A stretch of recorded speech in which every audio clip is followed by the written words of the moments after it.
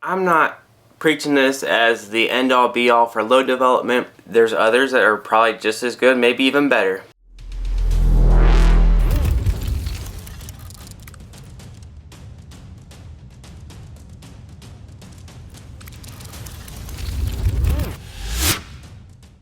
This is just how I do it, and I wanted to share what I think is the most streamlined and easiest way to get the best end results with the least amount of components used as possible.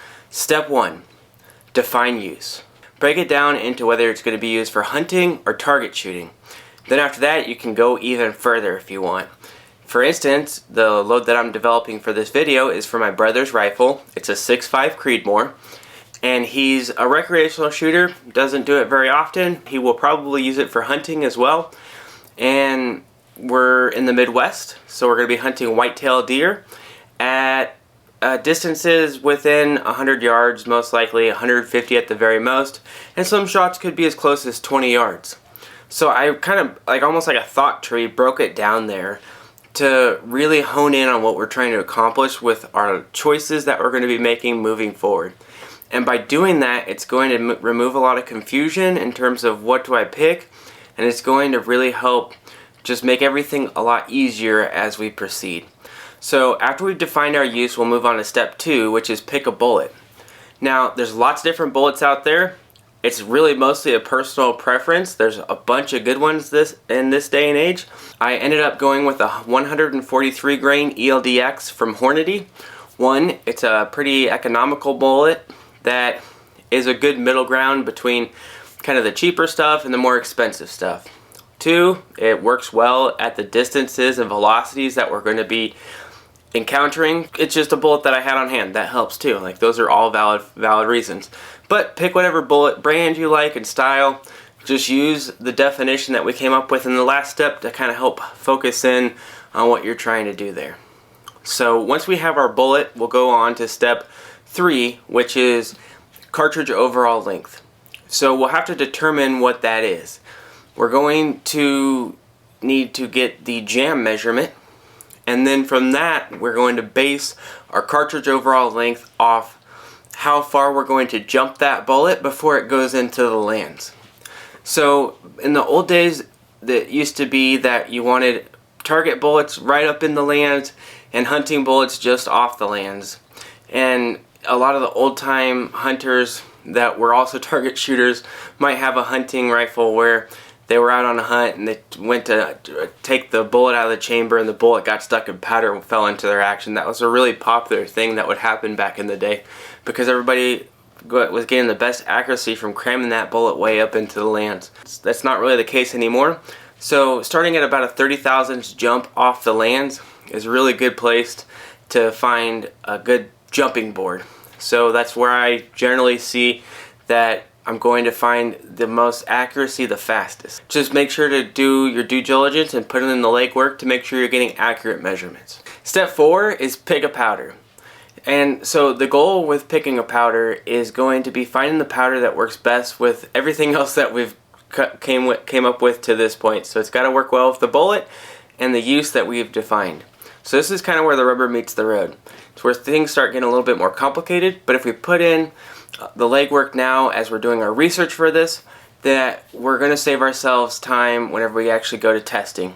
How I pick my powder is I look at a couple things. One, there's temperature sensitivity or stability, and then there's the velocity that I'm looking to accomplish.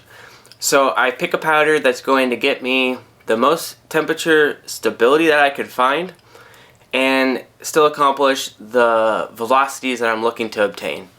So in this case, it ended up being H4350. It's a powder that just really works well with the Creedmoor. And what I did and what I do in general whenever I'm looking for load data and coming up with a load is I'll go online and I'll just do a quick search for 143 grain ELDX H4350 load data or something like that. And it'll pop up with a bunch of different forum posts and threads that you can look at. And now that we don't want to derive our load data from this or start off with just what other people said works for them. But what it does do is it gives us kind of a target to look at. So that gave me something to focus in on, which is really going to hone down what we're needing to do in step 5. Testing the load / doing a ladder test. we have an idea of where we might end up based off what other people have experienced with this combination. What I did is I loaded up a ladder test starting at 38 grains of powder up to 42 grains of powder. I did half grain increments from 38 grains up to 41 grains. And then I did 0.1 grain increments from 41 grains up to 42 grains. And that's going to do a couple things, right? We're still being safe by starting low and working up, but we're not spending a bunch of time down here at the 38 grains to 41 grains because we know that there's probably not going to be much down there anyways. So we focused all of our time, components, and energy up in this area that we think it's going to end up at. And that's what that legwork does, and that's what's going to save us the most amount of components and still remain safe.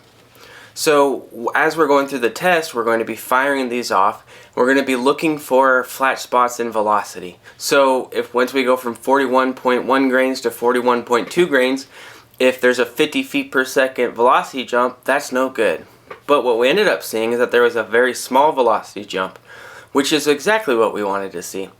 And what we found with this test is that the velocity node is where everybody else was saying it was going to be. About 41.5 grains of powder up to 41.8 grains of powder, which is really great. That validates our findings. That means that the work that we've done backs up what everybody else has experienced too. And so that is our flat spot. That's where we found the lowest standard deviation and the lowest extreme spread. So from there, all we have left to do is hone in the group size. So while I was shooting this group, or this ladder test, I just shot at I actually did 2 points of impact, or points of aim, just because I did a point of aim for the lower powder amounts, and then for once we got up to the powder charge weights that I thought we were going to be ending up at. And both of those were pretty good for a hunting rifle with just a cheap setup, nothing fancy. Like we're talking 1.5 MOA kind of thing. And so that's plenty good for me. Like I don't even need to refine that anymore. But if I did want to, I could do another ladder test with cartridge overall length, more or less jump is another way to put that. So you can do 0.002 increments above and below that cartridge overall length, and that will refine in that accuracy if you want to get a better performing load accuracy wise. So if what you saw with your ladder test on the charge weight looks good, then rock with it. If it's like 1/4 inch groups with all those different charge weights, you don't need to worry about cartridge overall length. You're set, you're ready to rock and roll.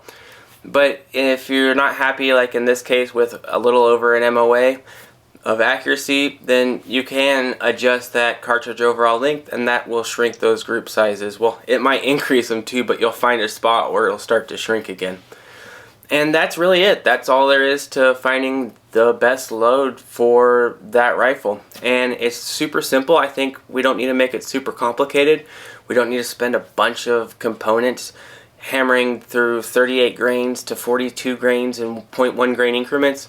That we just don't need to go through all that. Just keep it simple, keep it straightforward, but keep it safe. And that's what I like about this process. You're able to really focus on the areas that mean something, but also keep the safety. With that being said, you work your stuff up safely too.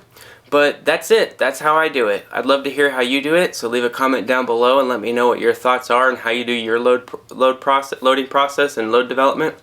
And then also give us a thumbs up. Share this with a buddy, and we'll keep on cranking out videos. So we'll catch you on the next one here at Precision Rifle Network.